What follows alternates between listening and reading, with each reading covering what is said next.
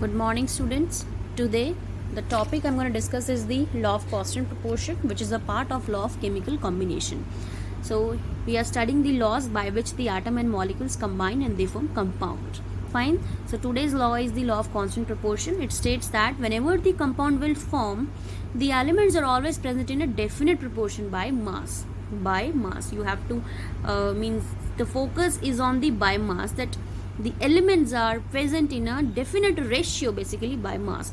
For example, if you take the example of water, see, if I'm writing the H2O here, and I know that mass of one hydrogen is 1 and mass of one oxygen is 16. So here two hydrogens are mentioned. I can also write AMU, atomic mass unit, and atomic mass unit 16 AMU.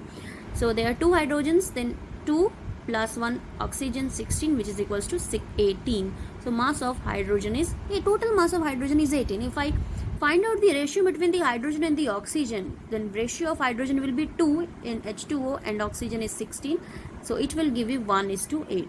So in water molecule, the hydrogen and the oxygen, it is combining together in the ratio of 1:8, and this ratio is 1:8, it is by mass. So it means if you decompose 9 gram of water, if you are going to decompose 9 gram of water, it will always give you 1 gram of hydrogen and 8 gram of oxygen. Fine, because the ratio is 1:8 by mass, the total will be the 9. So if I say 9 gram of water is decomposed, then it will give you the 1 gram of hydrogen and 8 gram of oxygen. Now there is one more example which is given here, that is of ammonia.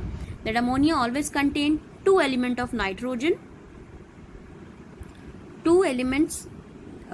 It contains two elements, like one is the nitrogen and other is the hydrogen, and the mass of nitrogen is 14 is to hydrogen is 1 and 3 hydrogens are there. The ratio is the 14:3 by mass.